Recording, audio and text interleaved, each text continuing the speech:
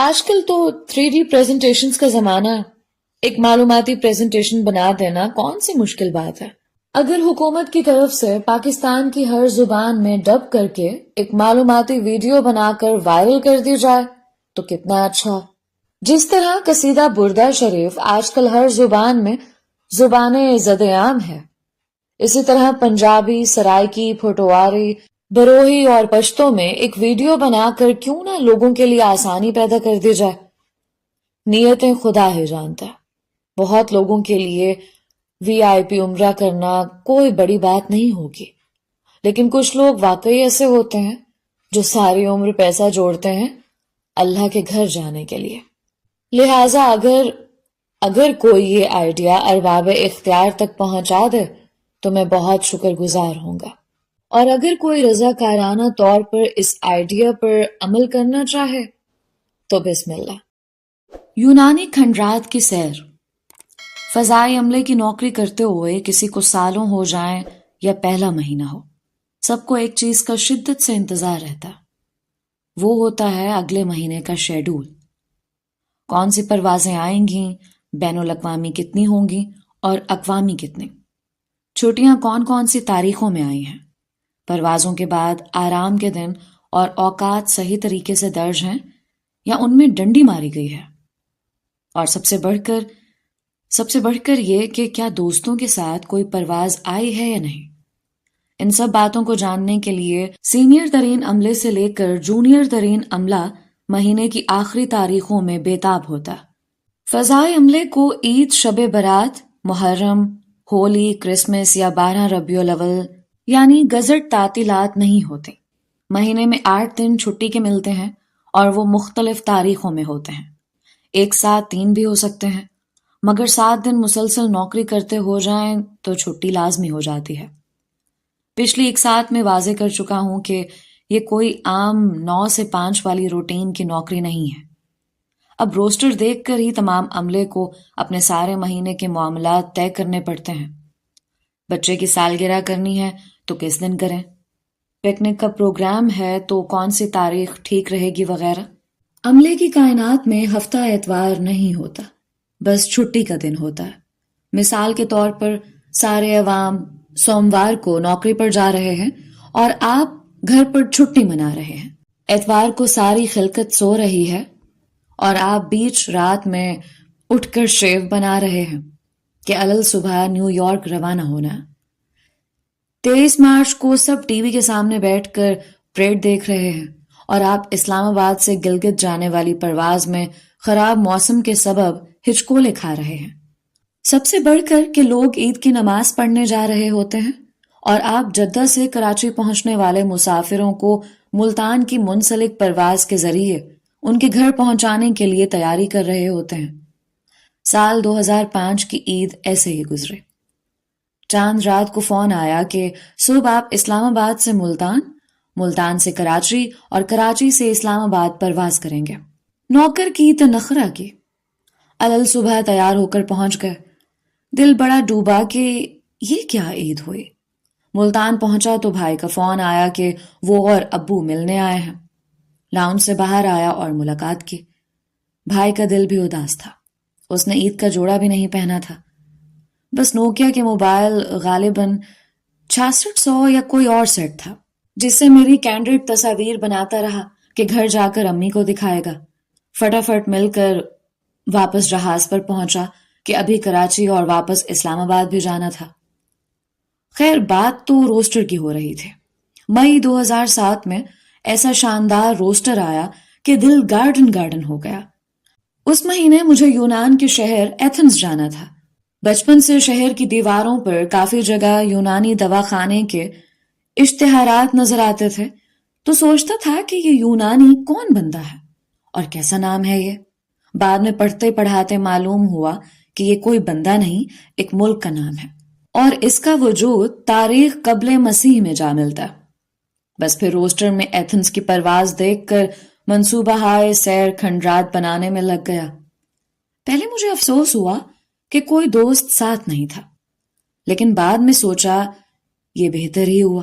مجھے تو کھنڈرات اور پرانی جگہوں پر گھومنے کا شوق ہے، لیکن جو غریب میرے ساتھ آتا اسے کس جرم کی سزا تھی کہ قبل مسیح کے ویرانوں میں میری ہم نشینی کرے، وہ بھی اپنے ذاتی خرچ پر؟ میرے ذہن میں بس ایک بات تھی کہ مجھے یونانی زبان نہیں آتی تھی۔ اس بارے میں ابا سے بات کی تو انہوں نے کہا کہ تم نے انگریزی زبان بولنا سیکھ رکھا ہے تو کیا مسئلہ ہے؟ میں نے سوچا یہ بھی ٹھیک ہے، لیکن جب میں ایتھنز میں ہوٹل سے باہر نکلا تو اندازہ ہوا کہ وہاں کے لوگوں کے ابوؤں نے انہیں کہہ رکھا تھا کہ تم نے یونانی زبان بولنا سیکھ رکھا ہے تو کیا مسئلہ ہے، یہاں کس نے انگریزی بولنی ہے؟ انتظار کی گھڑیاں ختم ہوئیں اور پرواز کا دن آن پہنچا۔ میں نے سوچا تھا یونان جا رہا ہوں، مسافروں میں یونانی تہذیب و تمدن اور عظمت رفتہ کی امین حسینائیں نہیں تو کوئی اکا دکا دوشیزہ تو جلوہ افروز ہوں گی، مگر مجال ہے کہ عام مسافروں کے بلوہ افروز ہونے کے علاوہ کسی ایک بھی فرنگی نے جہاز پر قدم رکھا ہو۔ یہاں مراد یونانی مرد کم اور خواتین زیادہ ہیں۔ خیر، اس صدمے کے بعد میں نے اپنے آپ کو کام میں غرق کر لیا اور ایتھنز اترنے کے وقت تک اپنے آپ کو مصروف رکھا۔ پرواز اترے، مسافر اترے، سامان لیا، کسٹم سے ہوتے ہوئے ایئرپورٹ سے باہر نکلے اور آرمونیا ہوٹل کی بس میں سوار ہو گئے۔ کیا ہی شاندار ہوٹل تھا، اور وہ بھی ساحل سمندر پر، مناسب سائز کے کمرے اور ساتھ میں یہ بڑی سی بالکنی۔ سوچا صبح اس کا جائزہ لوں گا۔ صبح تازہ ہوا کھانے کے لیے کمرے سے منسلک بالکنی کا دروازہ کھولا، آخری کونے تک چل کر اس خیال سے سرشار کہ صبح ساحل سمندر پر شاید یونانی حسن کا دیدار ہو۔ ایک جابر قسم کی انگڑائی لی ہی تھی کہ قسمت نے ان خیالات اور محسوسات پر یخ ٹھنڈے پانی کا تروں کا کٹ مارا کہ جب چشمے گنہگار نے ایک مصری ممی نما بابے کو فقط زیر جامہ، بلکہ زیر جامی کہنا زیادہ مناسب ہوگا، زیب تن کیے سلو موشن میں ساحل پر بھاگتے ہوئے پایا۔ انگڑائی جھرجھری میں تبدیل ہو گئی۔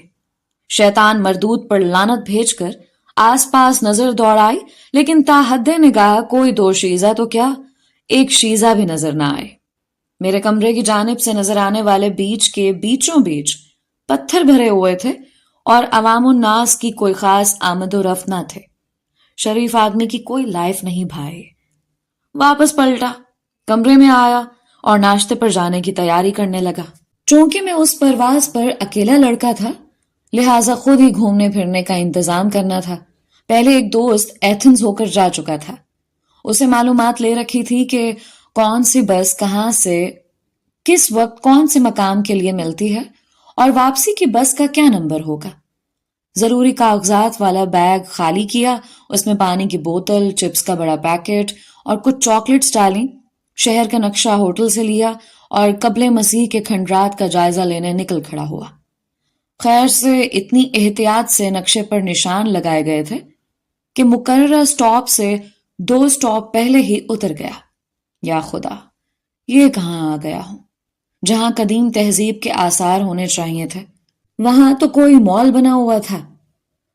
اس کی ایک وجہ یونانی حروف تہجی بھی تھے۔ اگر آپ غور کریں تو اچھی بھلی انگریزی زبان لکھتے لکھتے بیچ میں ریاضی کے اعداد و شمار شروع ہو جاتے ہیں، لہٰذا فارمولا غلط لگ گیا اور میں کسی اور ہی جگہ اتر گیا۔ خیر، ایک بندے کو روک کر پوچھا کہ ایکروپولس جانا ہے۔ کچھ پلے نہ پڑا اس جوان کے۔ آخر نقشہ کھول کر ہاتھ رکھ کر دکھایا تو بھائی نے اشاروں سے بتایا کہ کچھ دور پیدل چلو، پھر سڑک اوپر کی طرف جائے گا اور ایکروپولس آئے گا۔ چنانچہ پھر 2-1 کلومیٹر کی پیدل خواری ہوئی۔ آخر کار تھا جس کا انتظار وہ شاہکار آ گیا۔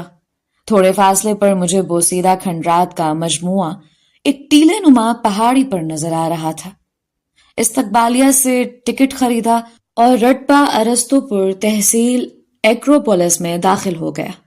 زمانہ قبل مسیح میں تعمیر شدہ یہ ٹیلہ جن عمارتوں پر مشتمل ہے ان کے نام یہ ہیں: پارتھینون، ایرکتھیون، قدیم ایگورا اور تھیٹر آف ڈایونائسس۔ یہ سارا علاقہ 7.4 ایکڑ پر پھیلا ہوا ہے۔ ساری تعمیرات تقریباً छठी सदी कब्ल मसीह से लेकर चौथी सदी कब्ल मसीह की हैं। साथ ही एक अजायब खाना भी कायम है जिसमें बहुत सी अहम और कीमती अशिया रखी हुई हैं। मजमूई तौर पर उस सारे इलाके को उस जमाने का एक्टिविटी सेंटर कहा जा सकता है, जहां इबादतगाह, खेल कूद के मैदान, ड्रामा और आर्ट के लिए थिएटर और सियासी अमूर निपटाने के लिए मुकर्रर जगहें एक ही मकाम पर वाक़ थे। फिर पार्लियामेंट हाउस पर गार्ड्स की तब्दीली के मनाजिर देखने के लिए एक लंबी वॉक करना पड़ी और एक बाजार में फिर रास्ता भूल गया। खैर, लोगों को नक्शा दिखाता और इशाराती जुबान में रास्ता पूछता हुआ आखिरकार पार्लियामेंट हाउस की इमारत तक पहुंच गया, जिसके सामने लंबे तड़ंगे जवान मेरे मुंह के साइज के गोडे लिए, फुनने वाले बूट और चुन्नटों वाली फ्रॉक पहने बंदूक थामे इस्तादा थे। बिल्कुल ठीक वक्त पर पहुंचा था कि वो सब अपनी परेड शुरू कर चुके थे।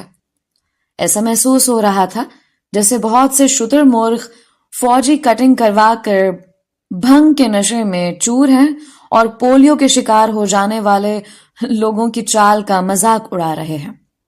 आपको यकीन नहीं आता तो यूट्यूब पर सर्च करके देख लें। वैसे मेरी राय से मुत्तफिक होना जरूरी नहीं। शाम के 7 बज रहे थे, चुनाचे बस पकड़कर वापस होटल की तरफ रवाना हो गया। अभी यूनानी हुस्न की तलाश जारी थी और मेरे पास 2 दिन और थे। मगरिब की कशिशे गुनाह। अभी रऊफ कलास्ट्रा साहब का लंदन के कल्चरल शॉक्स वाला कॉलम पढ़ रहा था। साथ साथ वो सब शॉक्स याद आ रहे थे जो कि मुख्तलिफ मुमालिक में कयाम के दौरान मुझे लगे। लंदन में किसी रोड की जेब्रा क्रॉसिंग पर अगर सिग्नल नहीं है तो अतराफ में 2-2 पीली बत्तियां लगी होती हैं। आपका पांव रखने की देर होती है, दोनों तरफ का सारा ट्रैफिक रुक जाता। पहली बार सड़क क्रॉस करने लगा तो दाएं बाएं काफी गाड़ियां थीं और ट्रक भी। मैंने फुटपाथ पर चलते हुए जैसे ही क्रॉसिंग के ऊपर पैर रखा तो सब गाड़ियों को ऐसे ब्रेक लगी जैसे सबको कोई जरूरी काम याद आ गया हो। ना किसी ने हॉर्न बजाया और ना ही गाड़ी चलाई जब तक कि मैं दूसरी तरफ न पहुंच गया। फरते जज्बात में आकर मैंने हाथ हिलाकर सबका शुक्रिया अदा किया और 2-3 ने जवाब भी दिया। मैंने दिल में सोचा कि अजीब लोग हैं, वो भी यकीनन यही सोचते होंगे।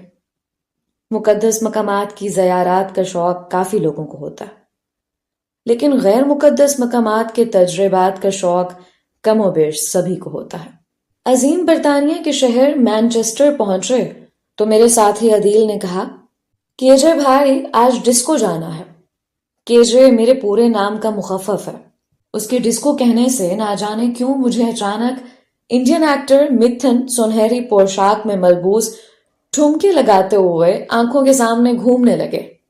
मैंने पूछा, पहले कभी गए हो? तो कहने लगा, नहीं। मैंने कहा, गया तो मैं भी नहीं। चलो आज निकल चलेंगे। रात में तैयार हुए। अदील ने पता मालूम किया और ब्रिटानिया होटल की पिछली तरफ मौजूद एक क्लब में पहुंच गए। वहां कतार से कोई 7-8 क्लब मौजूद थे, लेकिन हमारी किस्मत कि हम उस क्लब में जा पहुंचे जहां, खैर आगे सुने। बड़े बूढ़ों से सुना था कि हल्का नशा आवर मशरूब लेकर उसमें बहुत सी बर्फ डाल लेना और घंटों बैठे रहना।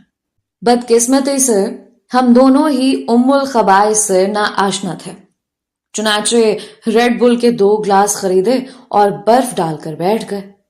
तेज मौसीकी और उसी के रिदम पर जलती बुझती रोशनियां, ख्वाबनाक धुआं, सब कुछ मौजूद था। लेकिन सिन्फ नाजुक के जिनके साथ नाचने को हम आए थे ज्यादा तादाद में नजर नहीं आ रही थी।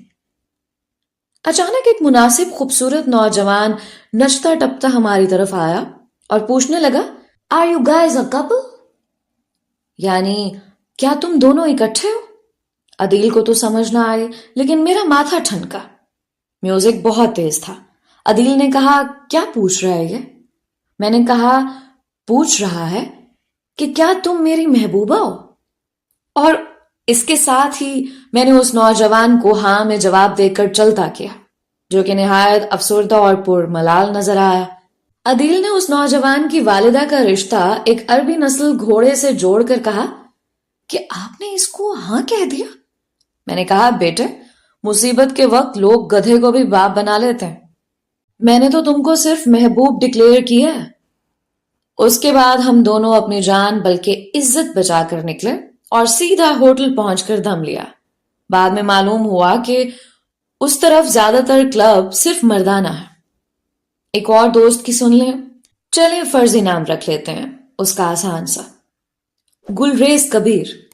جی تو ان کو جدید انگریزی سنگیت پر تھرکنے کا اتنا شوق ہے کہ اگر یہ نوکری نہ کر رہے ہوتے تو یقیناً ایک کلب کے مالک ہوتے, چاہے کتنے بھی تھکے ہوئے ہوں فلائٹ کے بعد.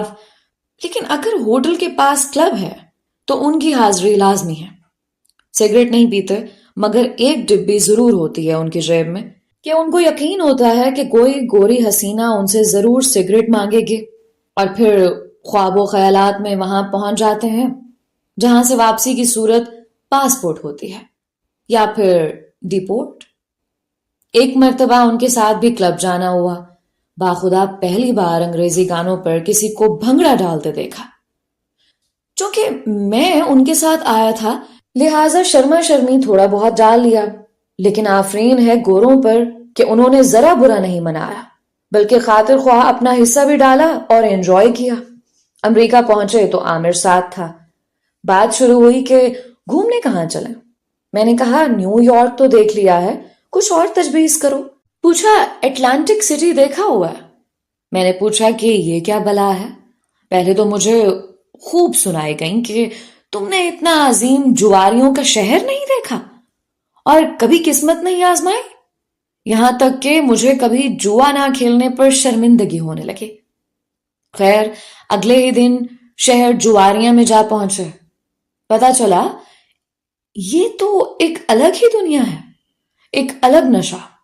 لمحوں میں اتنا پیسہ پانی ہو جاتا ہے کہ ہم سوچ بھی نہیں سکتے. سیزر پیلس میں داخل ہوئے. واقعی محل ہی ہے. سجاوٹ کی کیا کہنے اور طرز تعمیر بہت اعلیٰ. مشہور زمانہ رولٹ کی میز پر پہنچے.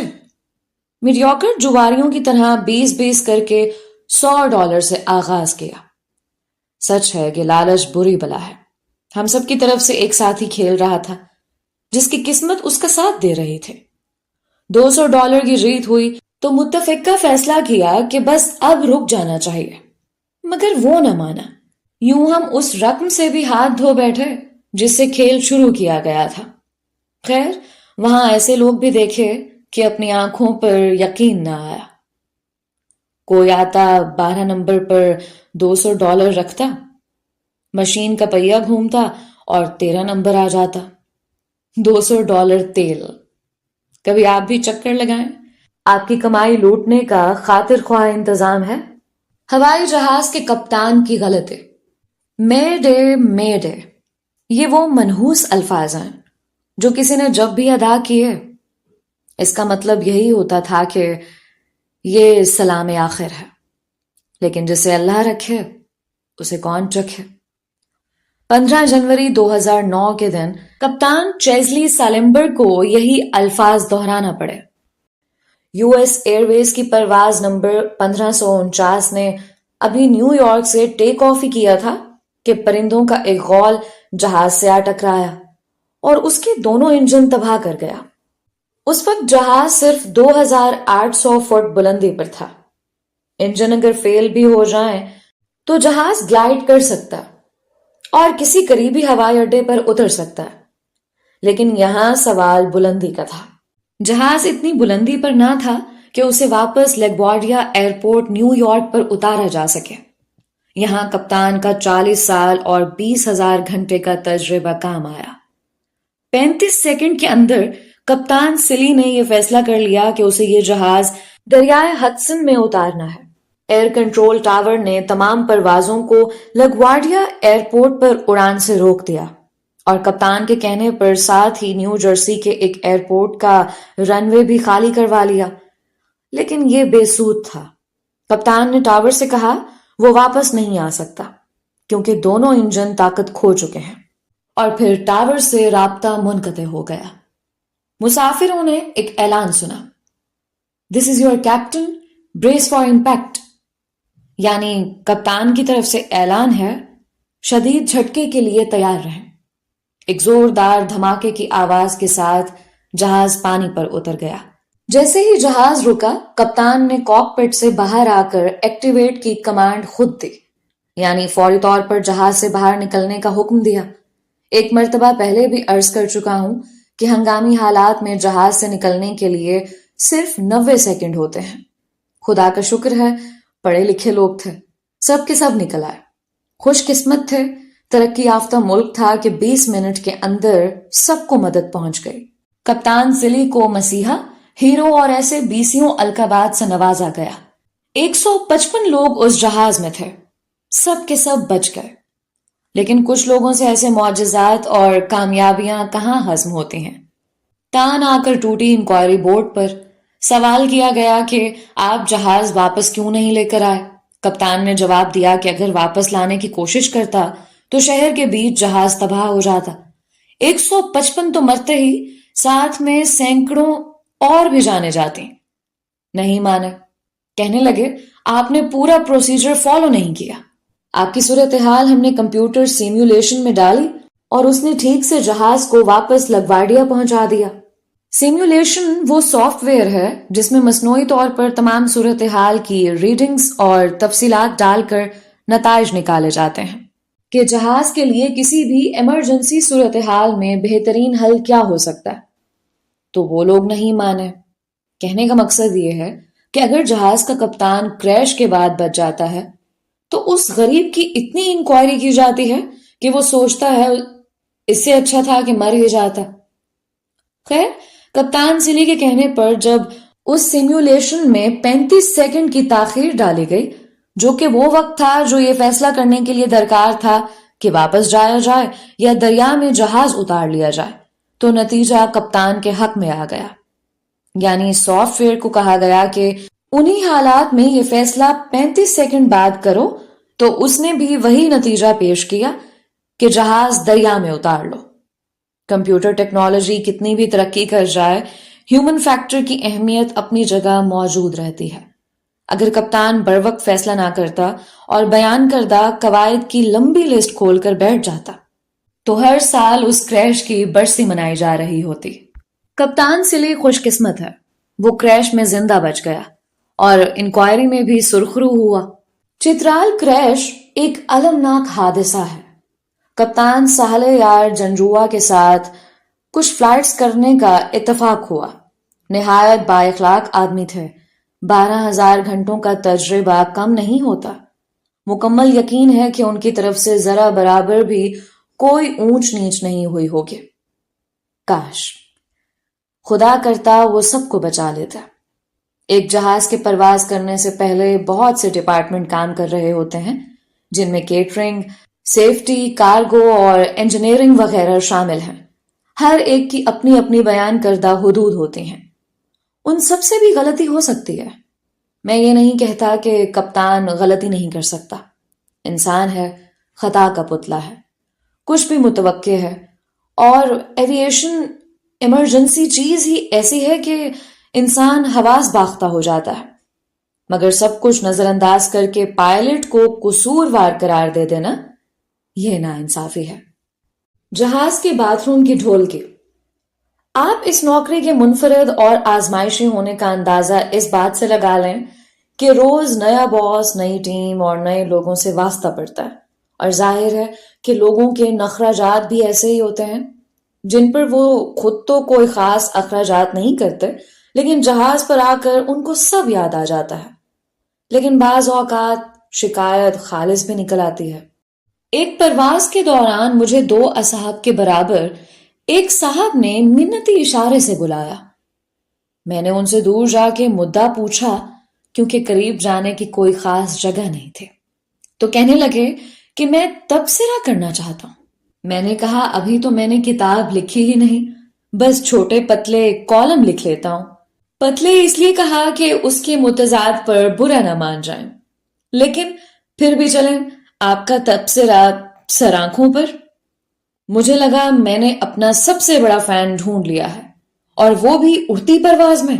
انہوں نے میری طرف غور سے دیکھا اور میری تمام تر خوش گفتاری و گمانی کو یک جنبش قلم مثل جابر کوتوال کے موقوف کرتے ہوئے فرمانے لگے کہ برخوردار تبصرے والی کاپی لے کر آئیے تاکہ بیت الخلا بارے شکایت درج کی جاوے۔ معلوم ہوا جناب کامنٹ کارڈ حاصل کرنے کی متمنی ہے۔ میرے ارمانوں کے ڈرائنگ روم میں چنیوٹ سے درآمد شدہ لکڑی کی میز پر دھرا ملتان کی بلو پوٹری کا گلدان خوش فہمی ایک دم چھناکے سے ٹوٹ کر جہاز کی راہداری میں بکھر گیا۔ میں نے جلدی سے جا کر اپنے سینئر کو یہ ساری کارستانی ڈی کوڈ کر کے بتائی اور کاپی ہائے تبصرہ لے کر دل میں وائے وائے کرتا ان کے پاس واپس پہنچا۔ کارڈ ان کو دیکھ کر میں نے گیلی میں واپس آ کر سوچا کہ خدا جانے اب وہ کیا لکھ دیں کارڈ کے اندر، کہیں میری شکایت نہ ہو جائے۔ ہائے پھر کیا ہوگا؟ آخر میں نے ہمت کی، سوچا اب جو ہوگا خدا کی مرضی، مجھے ایسے نہیں بیٹھے رہنا چاہیے۔ چنانچہ میں نے فوراً اٹھ کر اسپیشل چائے بنائی تاکہ ان صاحب کو پیش کر کے کچھ معاملہ سلجھایا جا سکے۔ چائے اتنی اچھی بن گئی کہ میرا دل للچا گیا۔ چنانچہ سارا کپ میں خود ہی پی گیا اور پھر ان کی نشست کی طرف چل پڑا۔ خوش قسمتی سے اطراف میں کچھ نشستیں خالی تھیں تو میں نے حد درجہ قریب ہونے کی مکمل ناکام کوشش کر کے ان سے پوچھا کہ کیا وجہ بنی اس شکایت کی، حالانکہ میں نے پورا خیال رکھا تھا کہ بیت الخلاء میں صابن اور کاغذی تولیے ہمہ وقت موجود ہوں۔ تو پھر کیا شکایت ہے؟ جناب وہ کارڈ تہہ کرتے ہوئے فرمانے لگے کہ بھئی آپ کا یہ بیت الخلاء بہت چھوٹا ہے، بندہ پورا ہی نہیں آتا اس میں، تو استعمال کیا خاک کرے گا۔ اب میری سمجھ میں ساری بات آ گئی تھی کہ اصل بات کیا ہے۔ سب سے پہلے میں نے ان سے فوراً معذرت کی، جو کہ اس نوکری کو کرنے کا اصول نمبر 1 ہے، اور ہنگامی انسانی بنیادوں پر ان کو معذور افراد کے لیے موجود بیت الخلاء کی راہ دکھائے۔ جی ہاں، جہاز میں جو بیت الخلاء معذور افراد کے لیے ہوتا ہے وہ عام بیت الخلاء سے نسبتاً بڑا ہوتا ہے، لہٰذا فربا اندام عوام وہ حمام استعمال کر سکتے ہیں۔ میرا اندازہ صحیح نکلا۔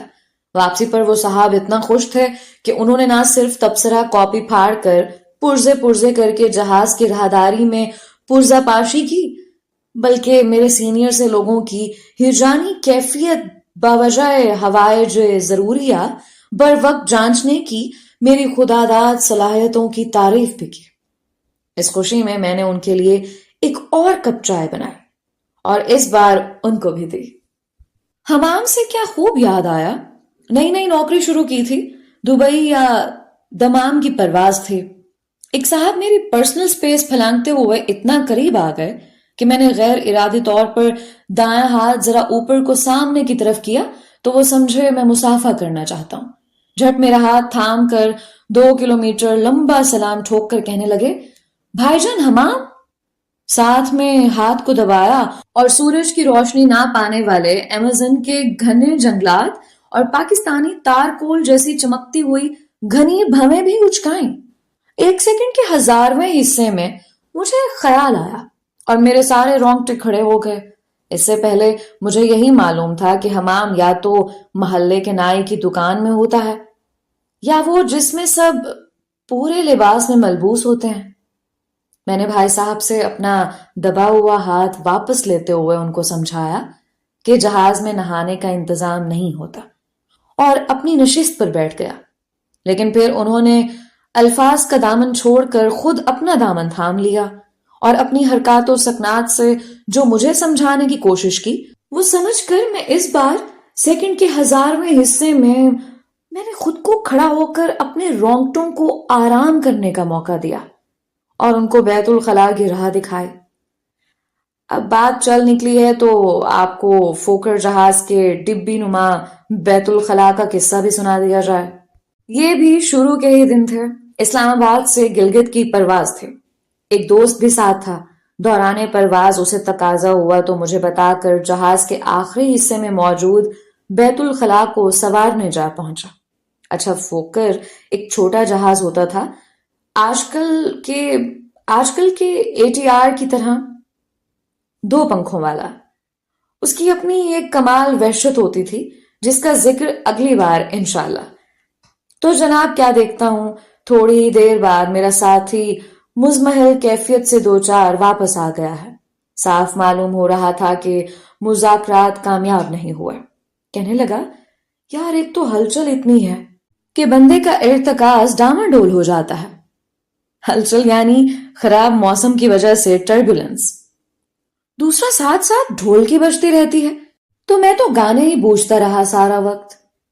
معلوم ہوا کہ ایک ریک کا پیچ کچھ ڈھیلا تھا تو اس کے مسلسل ہلنے کی وجہ سے میرے ساتھی کو اندر انتاکشری کھیلنا پڑی. فوکر کے ہچکولے اور شلپا شیٹی. کبھی آپ نے جم میں اس لڑکے کو دیکھا جو وزن 5 کلو اٹھاتا ہے لیکن شور اتنا مچاتا ہے جیسے 200 کلو کی پلیٹ اٹھا رکھی ہو؟ یا اس چنچی رکشے کو تو دیکھا ہی ہوگا جس کی ریس اتنی دی ہوئی ہوتی ہے کہ فارمولا 1 میں چلتی فراری بھی شرما جائے. یا پھر اگر ہونڈا 125 موٹر سائیکل کا سائلنسر نکال کر چھوٹا سائلنسر لگا دیا جائے تو پھر اسے تیز دوڑ کر رفتار ایک دم کرنے سے جو گھاؤں کی آواز آتی ہے اسے کئی ہزار ڈیسیبل تک بڑھا دیا جائے تو وہ فوکر ہوائی جہاز کے انجن کی آواز بن جائے گی. بچپن میں جو گرمیوں کی چھٹیاں نانی کے گھر جا کر نہ منائے اس کی زندگی کا مقصد فوت ہے. لیکن ہمیں یہ مقصد پورا کرنے کے لیے تھوڑا بہت فوتنا پڑتا تھا کیونکہ ہمارا ننیہال پشاور میں ہے اور ملتان سے پشاور پہنچنے کے لیے اسی فوکر جہاز کی پرواز جو ملتان سے زوب وہاں سے ڈیرہ اسماعیل خان اور پھر پشاور جاتی لینی پڑتی تھی. ان تمام علاقوں میں موسم گرما کا اوسط درجہ حرارت نقطۂ پگھلاہٹ ہائے انسانیہ سے 2-3 درجے کم ہی ہوتا ہے. لہٰذا ہم لوگ بچتے بچاتے فوکر کے کیبن اور جہاز کے ایندھن کی مشترکہ ٹریڈ مارک باد سموم جو نتھنوں سے داخل ہو کر شعور اور لاشعور کو قریب از مرگ پہنچا دیتی کو جھیلتے سفر کرتے. ہر سفر میں یہی دل کرتا کہ یہ جہاز بائی روڈ ہی چلتا ہوا منزل پر پہنچا دے. اس جہاز کے پنکھے رواں ہونے لگتے تو مائیں بچوں کو اپنی آغوش میں دبا لیتی. چرند پرند اپنے آشیانوں میں چھپ جاتے یہاں تک کہ جوانوں کے دل دہل جاتے اور وہ اس کافرانہ موسیقی سے بچنے کے لیے کانوں میں انگلیاں ٹھونس لیتے.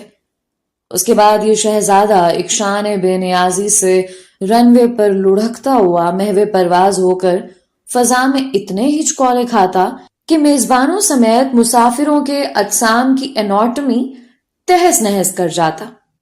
اسے دل اور کچھ اور اعضاء وغیرہ کا حلق میں آ جانا مراد ہے. قسمت نے اپنے آپ کو دہرایا اور جس جہاز کے اندر میں نہ چاہتے ہوئے بھی سفر کرتا تھا اس جہاز میں مجھے لوگوں کی میزبانی کرنا پڑ گئی. شروع کی پروازیں بہت مشکل تھیں. وہ تو شکر ہے اس جہاز اور آج کل کے ATR جہاز پر 2 فضائی میزبان موجود ہوتے ہیں ورنہ سارے معزز مہمان گرامی کو مل کر اس ناچیز میزبان کا خیال رکھنا پڑتا اور میزبان مہمان بن جاتا. نوکری کا پہلا پورا سال اسی فوکری دشت کی سیاہی میں گزرا. نام اس جہاز کا فوکر فرینڈشپ تھا مگر میری ہمیشہ سے دشمنی ہی رہی. کوئی پوچھتا کہ آج کون سی پرواز پر جا رہے ہو تو بے اختیار منہ سے فوکر کی کے بجائے فوکر کے پرواز پر جا رہا ہوں نکلتا. جس طرح رانجھے کے لیے ہیر سموسے کے ساتھ لال چٹنی اور شہر میں چلتی لوکل بسوں میں پریشر ہارن ہونا لازم و ملزم ہے اسی طرح فوکر کی پرواز میں کہہ کرنا ایک فطری عمل ہے. ملاحظہ فرمائیں کہ فوکری پروازوں کے سیکٹر یہ تھے: اسلام آباد سے چترال، چترال سے اسلام آباد، پھر اسلام آباد سے چترال، چترال سے اسلام آباد، اس کے بعد اسلام آباد سے پشاور. یہ ساری پروازیں ایک ہی دن ایک کے بعد ایک کرنی ہوتی تھیں. انہی پروازوں میں کسی دن چترال کی جگہ گلگت جانا ہوتا تھا. اکثر چترال یا گلگت پہنچ کر پکوڑے اور سموسے کھانے والا موسم ملتا لیکن میں خود اس وقت خمیر بیسن کا پکوڑا بنا رن وے پر چہل قدمی کرتے ہوئے اپنے اندر کے طوفان کو براستہ منہ باہر آنے سے روکنے کے لیے تازہ ہوا پھیپڑوں میں بھر رہا ہوتا. بھارتی اداکارہ شلپا شیٹی کو تو آپ لوگ جانتے ہی ہوں گے. ان کا ایک مخصوص ڈانس سٹیپ ہے. ایک ہاتھ اونچا کرتی ہیں اور دوسرا ہاتھ اپنے پہلو زہد شکن پر رکھ کر وہ تغیر ہوش ربا پیدا کرتی ہیں کہ دیکھنے والے سانس لینا بھول جاتے ہیں۔ بس فوکر جہاز کی خراب موسم میں ٹربیولنس ایسی ہی ہوتی ہے۔ سمجھ لیں کہ جہاز کسی طرح شلپا شیٹی کے پہلو زہد شکن سے جا لگا ہے اور تغیرات ابر سیاہ میں پھنس گیا ہے۔ وقفے وقفے سے بجلیاں بھی کڑک رہی ہیں اور سامعین یعنی کہ مسافر سانس لینا بھول گئے ہیں، یا اوپر کا سانس اوپر اور نیچے کا بھی اوپر ہی آ رہتا ہے۔ ایسے موسم میں جہاز زمین پر نہیں اتر پاتا، لہٰذا پرواز کا رخ واپس اسلام آباد کی جانب موڑنا پڑتا تھا۔ چونکہ اس پرواز میں 2 مرتبہ گلگت یا چترال جانا پڑتا تھا، لہٰذا موسم کی خرابی کے باعث دوسری پرواز اکثر موقوف کر دی جاتی، جس کا فائدہ یہ ہوتا کہ راوی کو دوسری مرتبہ قے کرنے سے چھٹکارا مل جاتا اور ایک بار ہی صفائی کرنی پڑتی۔ یہ غم وہی لوگ سمجھ سکتے ہیں جنہوں نے فوکر میں سفر کیا ہو۔ پشاور کی پرواز چلنے کو تیار تھی، ایک صاحب نے مجھے بلایا اور کہنے لگے، بھائی جان پنکھا نہیں چل رہا۔ میں نے ان کی نشست کے اوپر موجود ایئر وینٹ کو ان کی طرف کر دیا اور چلتا بنا۔ تھوڑی دیر بعد بورڈنگ کرواتے ہوئے پھر ان کے پاس سے گزرا تو وہی بات دہرائی انہوں نے۔ میں نے کہا، سر پنکھا چل رہا ہے، لیکن وہ اسی بات پر مصر تھے کہ پنکھا چلاؤ۔ چونکہ میں بھی انسان ہوں تو آخرکار پوچھ بیٹھا کہ لالا کون سا پنکھا چلا دوں اب؟ تو وہ کھڑکی سے باہر جہاز کی طرف اشارہ کر کے کہنے لگے، یہ والا بڑا پنکھا چلاؤ، ہم کو زیادہ ہوا چاہیے۔ میں نے ان کو تسلی دی کہ بس ابھی یہ چلا کر آتا ہوں، لیکن پوری پرواز میں ان پر نظر رکھی کہ زیادہ ہوا لینے کے چکر میں کھڑکی نہ کھولنے کی کوشش کر بیٹھے۔ 1 سال مسلسل اس جہاز پر کام کرنے کا فائدہ یہ ہوا کہ پھر خراب موسم میں جب بھی کوئی بھی جہاز پھنسا، حالت غیر نہیں ہوئی۔ مسافروں کی تسبیح چل رہی ہوتی تھی اور میرا چمچ، یعنی اکثر ایسا ہوتا کہ میں کھانا کھانے لگتا تو جہاز ہچکولے کھانے لگتا، گویا میرا کھانے اور جہاز کے ہاضمے کا وقت ایک ہوتا۔ سب کو اپنی اپنی نانی یاد آ رہی ہوتی اور مجھے بریانی۔ بس یہی پرواز کے دوران کچھ آرام کا وقت میسر آتا، ہچکولے بند ہوتے اور مہمان نوازیاں شروع ہو جاتی۔